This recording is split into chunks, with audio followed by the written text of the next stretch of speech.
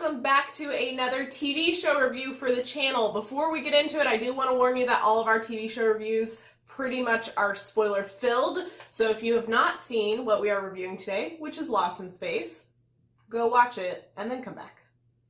Or just be prepared to get spoiled on pretty much everything about this show, because we're not doing like a recap, but we are talking about a lot of plot things. So welcome to our Lost in Space review. This is a new Netflix show that is a remake of two other versions. Which, there's a TV show and a movie that came out in, 1994. Something like that. Something like that. And so, I've actually seen the original TV show, which is okay, like it's an old TV show, and also the movie from a while back, and I think you've only seen I've only seen the movie, so I've never seen the original show. So that's kind of our comparison mindsets going into this show. Yeah, so obviously when we first saw Lost in Space, we were both pretty excited because at least the movie, which I remember a lot more, like I remember it pretty fondly. It was a fun sci-fi movie, and I'm up for really old sci-fi cheesy, shows. And I love it. Blarp is my bae. I love him. So we were pretty excited going into this, and it went okay. Let's talk about it. This is a show about a family who goes off into space to be part of a colonization project because the Earth has used up a lot of its resources. It's very war-torn, typical dystopian, like, need to find a better home planet kind of situation.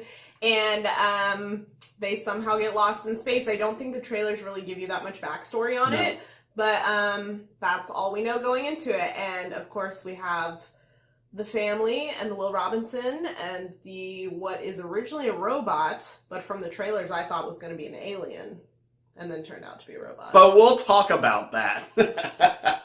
So, I mean, hopping right off the plot, they end up, all we know starting off is they are on a ship and rolling out there, and shit goes down on this ship, and they have to hop on their little cruiser, which crash lands onto this planet. I think they all get sucked through some sort of wormhole first. Yes, yeah? I think they get sucked through a wormhole and then they end up on a planet that was not in their trajectory. And a lot of other like little pods that they're called Jupiters also have fallen on this planet. So they're trying to reconnect with all of the other Jupiters and figure out where they are and how to get back to their ship that's up orbiting, supposedly. So let's talk about the lead characters, which is the family. And I think probably the biggest character, like the one who gets the most screen time, is Mama Robinson. I don't remember her name. Mama Robinson is a very smart scientist. She's the one who got her family onto this mission. She pulled a lot of strings that were not quite so kosher to do so. And yeah, she's kind of the glue of the family. And we get the sense from the very beginning that this is a broken family. The father has a lot of just tension with his kids, it seems like, and him and his wife are separated, but I don't think divorced. I don't think divorced. I don't know. I don't remember if they ever told us, but she is super smart in every field. All of them. All of them. She just has all the know-how. Every time there's a problem. Almost everyone on this show. Yeah, every time there's a problem, she's like, well, I know the science. Which is funny because normally you get like really good at like one science, but she's like physics, biology, astronomy, space. So she is like the problem solver of the family. And that kind of goes into the kids as well. All of the kids, at least the two older ones, seem very smart. Don't know why. Genetics? Sure. Yeah, so the eldest daughter is a, 18-year-old doctor? Yeah, her name is Judy. I think she's a doctor in training, essentially. I don't think she's, like, official yet, because she's only done, like, practicing on people and stuff, but not, like, in the field kind of situations. So she is very one-track minded. She's very practical. She's very logical. And her character falls a little flat because of that, in my opinion. Yeah, and I would say the actress who portrays her in general, it's a pretty flat performance. There was a couple times where we're like, oh. She has a few moments here and there, but overall, I just don't care. Now, our favorite member of the family is Penny. She's the only normal person in this whole family. I love Penny. She's such a rebel, but also loves her family to death. She is the most personality out of every character in this family, because A lot of the family members are pretty one-dimensional. She's the only one who really seems like she has some wit, some humor, but she has her more serious moments. I also think the actress pops a lot more on screen. She, like Steven said, is very multidimensional as an actress, it seems like. I just believe her performance a lot more than a lot of the others, which is interesting because the actress who plays the mom has been in a lot of things, like smaller things, but I've seen her around. But most of the other characters or actors and actresses I've not seen in things. But Penny's great. And then you have the youngest, which is Will Robinson, who I think is the name that's most recognizable out of everyone. The Danger Will Robinson. And he's like, okay in this? It bothers me that he's not as smart as the version in the movie. Because the one in the movie is very smart. He built the robot himself. Like, he programmed the robot. He did everything. And so that's like his thing. He's more of the smart one. Penny's smart in the movie, but not as much. She's kind of the like head in the clouds type. And Judy's extremely smart. But Will in the show is just kind of like the tag-along brother type. And I mean, he seems smart, but at the same time, it seems like most of his personality got covered up by the robot. Like, they decided he doesn't need to have that much of a personality because he'll hang out with the robot. His defining aspect is the robot. Yeah. So let's talk about Dad. Dad is probably my least favorite out of all of them, to be honest. I really didn't like the way they kind of set up this tension among the family. It was interesting at first, but it kind of devolved as the show went on, in my opinion, which I don't think was their intention with the writing. That was just how I interpreted it. So that's basically the background of our characters and kind of initial thoughts. We'll talk a little bit more in detail as we go. But let's talk about the very first episode, because the pilot episodes are always like it's the pilot. It's what you put out there first. And while this is a show that drops all at once, I think the first episode is still very important. And this one was interesting. To say the least.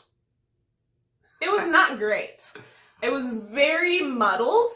It had a lot packed into it. It was drama after drama after drama for a full hour. I'm just over here in my head thinking of all the stupid moments in this episode. That's why I'm just over here laughing. This episode played out like a Grey's Anatomy finale, and that was the pilot episode. So, right off the bat, the show starts with them crash landing on this planet. We get flashbacks to find out how they got there. Like we said, the whole things went bad on the ship. So they crash into water, like into ice, and they all like climb out, and you immediately get the dumbest moment in this episode. So I know. So they're out there, and the mom just starts taking off their helmet, and they go, "What are you doing? We don't know what kind of planet this is." And she goes, "Well, if the air was toxic, you'd already be dead," and points to a hole in the dad's suit. But then I just stop and go, there are a lot of things in the air that could hurt you besides being like toxic or uninhabitable. Like, yeah, there's oxygen, but there could be like radiation, there could be chemicals, there could be weird pollen in the air. Like, it was like... And so begins the theme of stupid smart people on this show, which is one of the biggest tropes that bothers me. You have very clinically smart people and very book smart people who are just like dumb at the same time. And it's one thing if it's like a couple characters here and there, but almost everyone on the show is like a smart dumb character, except for like Penny and Dawn, which we'll get to. So then in this first episode, they have to get something from the ship, which has sunken underwater after they all climbed out. It like sunk. Drama. And so they go, "Daughter, you jump down," like, or no, they said, "Will Robinson, because he was the smallest one to be able to get through like the space, I guess." Yeah, and he's like, "I can't do it." So the sister does. Judy just jumps in. I actually liked her in this episode, and then I didn't like her as the show went on, because I thought that this part was cool. Like, she jumps in to, like, this part wasn't bad. Do the thing, and, you know, it's, like, flash freezing as she's coming up to the surface. The temperature which, falling, like, yeah. I'm not, like, the most scientific person, but I just feel like they would have been freezing on the surface if the water's freezing that, right? Yeah, and I think that's when we start to lose the science and the science fiction, which really puts me out from some of these shows.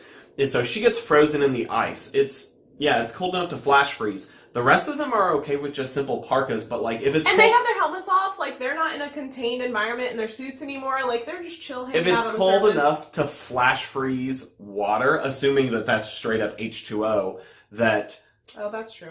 Maybe it's something different. But that's I don't the think assumption. so. They don't. Yeah, I don't think so though. And so when it flash freezes, it would be cold enough to flash freeze your face. Yeah.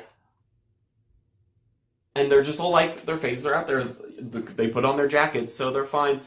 And so Judy's stuck in the ice, and then Dad and Will are off doing a thing. They're going to get magnesium. Will falls down a hole, which was very Alien versus Predator, as Steven pointed out, which I thought was hilarious. And so he's stuck, and then Dad's like, I'll come back for you, and then goes back to Judy being stuck in that. Like, there was just so many things. And then Mom broke her leg at one point.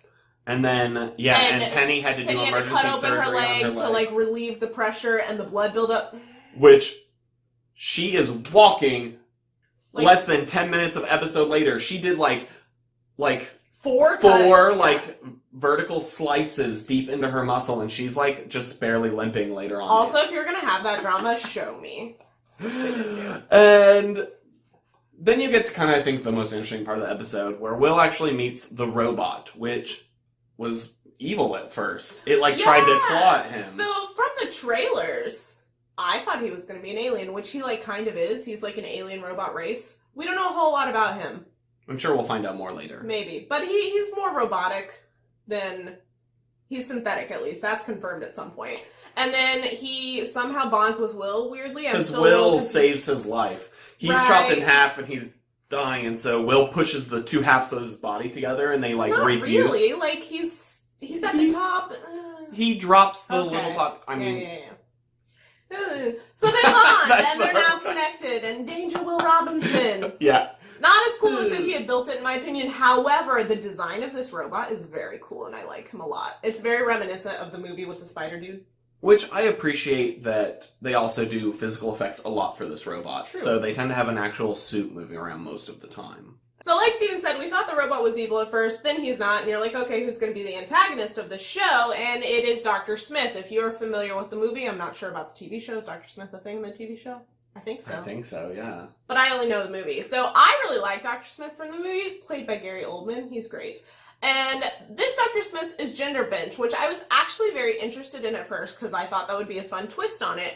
And she, at first, is interesting. She's very conniving. Her name is not actually Dr. Smith. She takes that off of somebody else's body. She wiggles her way onto, an escape pod when she's really not supposed to have one. She's not even supposed to be on the ship because she murdered her sister to get her credentials. She's evil, we've established. And the further we go into this show, the less I like her. Because when they gender bent it, it's almost like they made her more of the typical female conniving. Which is interesting, but at the same time, I feel like they showed the audience too much. I wish that they had her character more keeping the audience in the dark of her, nefarious ways, so you're kind of confused with the characters for a little while and if she's good or not, but I felt like we were too keyed in to her plan most of the time. I think one of our favorite characters of the show is Han Solo. I mean, it's actually Don West, who is Han Solo in Lost in Space. So this guy is a wisecracking smuggler who does not care about anyone or anything, but has kind of a soft spot, which we learn later. And at first I thought he finds this chicken in the crash, and at first I thought it was pretty dumb, but by the end I liked that he was like, protect my chicken at all costs. Don in the show is actually one of the stronger characters. He has the most personality out of most of them. He's also much more multidimensional. I didn't like him at first just because he came across as the brutish, try to get away with all the bad things kind of type, and he grew on me a lot. Not him and Penny by the end of the show, I was like, Lost in Space, if you kill either of these characters, I will quit you. So as we move through the plot of this show, we get towards the tail end few episodes, and we learn that this planet is dying. So Dr. Super Smart, knows all the things Mom, has figured out based on the way the sun is rising earlier and earlier each day and a few other things that she tests out along the way, like sending herself up in a weather balloon by herself, which is stupid. And so she almost dies trying to set up the weather balloon. Stupid smart people. So she has figured out that the planet is dying and it has a very quick life a death cycle that just constantly repeats. The rotation is close to the sun. There's a black hole There's that's a black pulling hole them that's into messing the with sun. it. Yeah. So essentially she figures out, based on the fact that the trees only have one ring, even though they're fully grown, that this planet has a very fast life cycle, and then it dies and then it regrows. And I wish they had spent some more time on the fauna of this planet, because that is like one of the most interesting things to me as someone who loves sci-fi and like jumping from planet to planet, a la Star Trek. Creatures, give me tribbles, give me like the aliens and the creatures and the yes. But we got a few things, but it was mainly just to have them as like an antagonistic piece of the episode, but it wasn't really a plot significant piece, which was disappointing, except for the poop of one of them. That was important. So I think that the final episode, some things pick up and they have figured out how. Well, first off, the dad was trying to save them and used what little fuel they had, flew up and blew up because Dr. Smith knocked out the mom giving instruction. A whole thing. So you think Dad's dead? I Dad think and Don's Dawn are dead. dead. So I'm like, Yeah. we get to the end of the season and he's really dead. I'm out. He's not surprised. They survived. It's okay. Yeah. And Will, apparently they had this weird like beep beep beep, like 3 little things, which is the most basic like secret signal ever. Like beep beep beep. It's just like I'm alive. I guess, but like... Anyway, so he figures that out. He figures out they're alive. They're trying to rescue them. So along the way, they're also trying to harvest this guana from this creature that's like bat-like and is a little bit like the Pitch Black creatures, just a smidge. The design was very similar. A little bit. So they're in this cave, and the creatures are blind, so they're very echolocation sound sensitive, and they're being very slow and careful to get all these things. And their of poop course, is fuel, yeah, for the ships. And of course, the time that Dad signals back that he's alive is when Will is in there with his sound radio thing. And at this point, Dr. Smith has captured Mom, has reassembled. There's a whole subplot. She reassembles the robot because her idea is that the robot blew up at some point. Yeah, He's dead. Yeah, Will had the robot die, and then she put it back together, and now it follows her. And the whole thing is that she believes that if she controls the robot, she can go back to the space station where she had killed a guy and she was on trial for murder, and she can just like live her life because she has the giant warrior robot. I don't understand her motivations. So while Dr. Smith and Mom and Robot are off doing their own thing, we're still in this cave trying to collect all of this guana to fuel their ship, and they make a noise and all the creatures start flying in, and then they have this scene that I think is one of the most poorly executed scenes I've ever seen. Keep in mind, we saw A Quiet Place the weekend before watching the show. And just for viewers, we always have subtitles on. Yes. They wouldn't have had those subtitles, I don't think. Because we watch with subtitles on Netflix. I'm not sure. We'd have to go back and look. Either way, egregious. Keep going. So, this group of kids and a couple of other adults, I guess, are in this little, like, circle trying to figure out how to get out of this cave without dying. And they have this little, like, trying to talk back and forth, but they're not doing, like, signals really. They're just, like, they're doing that. And the subtitles literally have full-on sentences of what they're supposed to be saying. Like, we should go this way. No, we should do this. Oh, I don't think that's it. As they're just giving each other looks. The guy's like, and the subtitles go, shh, they're blind, but they can hear us. And then someone's like,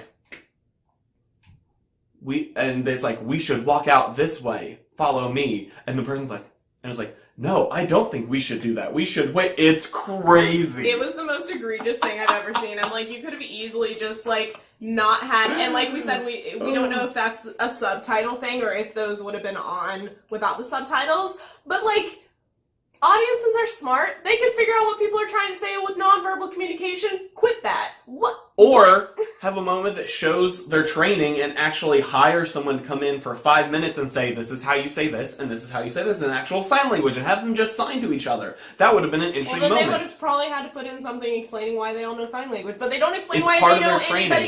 anything else in this show. So. That's one line of dialogue that you could have had them walking out of the cave after they all survived being like, and you thought ASL was dumb for being part of the training. Like, oh gosh, it was bad. It was really bad. So, With that being said, I know we've talked a little bit throughout about some things we had issues with, but there are some other things that we wanted to touch on because we had a lot of issues with this season. I think it was entertaining. I don't think it was unwatchable. However, with all of the very good sci-fi shows that we have gotten over the past 5 to 10 years, I don't think this lived up to its potential, and that's disappointing. I'm hoping it's a first season flub and they can do better in season 2. However, a lot of people we know really love the show, so I think we're a little on the outs on that. One of my major complaints is how safe every character on this show is. The plot armor is insane. There are at least 2 to 3 death situations every episode of this show where something for main characters, something dramatic happens and the dramatic music's playing. It seems like all is lost. And then last second, something crazy happens. Someone shows up. Some weird thing happens. They have a Jimmy Neutron brain blast and figure it out. And they get out of it every time, no matter how harrowing the situation. And they use this for emotional effects several times. But after the 3rd or 4th time, I was like, you kind of don't believe them at some point, and you're just stop. Oh, it doesn't have the impact anymore. And so I really hope they're willing to take a little more risks with their main characters. And you don't necessarily have to do death situations. You can have some trauma or some things they have to overcome. If someone gets their leg cut open in 4 different places, knock them out of main events for the next couple episodes. Yeah, if something really dramatic or traumatic happens to them, have them react in a natural way for their character, and that's more interesting. But these people are superhumans in the way they respond to trauma and move forward, and they're it's fine. So it was a problem because it just took away from the drama by the end of the show. A big character issue I had in this show, and a trope that was very present throughout, was the whole failed marriage, getting back together even though we hate each other, but we're in drastic circumstances kind of thing. Because at the beginning we said mom and dad are on the outs, they're not working as a marriage, they're kind of co-parenting, but not really.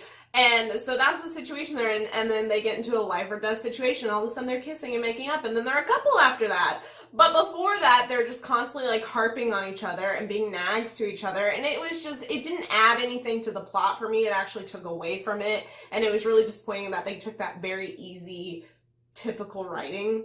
So that kind of is our overarching feelings for this season. Overall, didn't love it. However, I'm interested enough to watch season 2 with the way they ended season 1 personally. So I will be watching it when it comes out. I've decided that I will watch season 2. You sound so excited. But they really have to improve because we will start season 2. We'll see if we finish season 2. I truly do hope that the show can improve, though. Take a more interesting approach, introduce more new things. They took away the fluff side characters, and maybe they can actually focus on having natural character progression for the family, and actually have Dr. Smith be a person who's just out to kill them now, which it seems like she might based on the ending of season 1, and I think that could result in a much stronger show overall. I'm also interested for them to have more more big threats, like this whole alien robot race. Since they are synthetic, who made them? Why are they after the power source? How did the humans get the power source? These are all things I'm interested in, and I'm hoping we get some more planet jumping and more creatures and species and things, because that is all I want out of a space show. I will say, I think that people are giving this a lot higher praise than it deserves, but that's just my personal opinion. Welcome to the channel of hot takes. I saw someone on Twitter say that this was the best sci-fi and space show since Firefly, and I wanted to reach through my phone and just slap them, because what? We've had so many good sci-fi shows over the years. Maybe we'll do a video about it. Let us know if you want to see that, because we are big sci-fi people. We watch a lot of sci-fi shows, and this was definitely not even in my top 5, maybe not even top 10. This would be in my bottom 5. So far, they have opportunity to improve, but currently, it struggles, and I do think it has gotten a lot of praise for such a derivative show is the best word I can Well, use. and to wrap up, I think that our biggest problem with the show is the writing. I think that a lot of other pieces of the show, like I think the soundtrack is good. It's a little misplaced in some places, but other than that, it's a good soundtrack. It's beautiful visuals, really good CGI. Like all of those things are great, and some of the acting performances are good, some aren't. But I think our main, if you boil it down, is the writing, and the writing is just subpar in our opinion. So... but let us know what you thought. Let us know in the comments below what you guys thought of this show. Like, we're fascinated. Did you love it? Are you with us? And were you kind of like, eh? Or did you hate it? We're very keen to see what our viewers think. Well, and keep in mind that on this channel, we never want people to dislike something just because we did. So if you did enjoy it, please let us know, and let us know your reasons why. We want to talk about it. We're not going to judge you, because I don't judge people for liking things I don't, or not liking things I do. But if you enjoyed our review or hated our review, that's fine too. But leave us a like on the video. It really helps us out and helps us be seen by more people. And if you enjoy our content, please subscribe to our channel. We're bringing a lot of different stuff. We have a couple fun series going on right now. And if you guys want to check those out, we'll have them right over here, and we'll see you guys next time.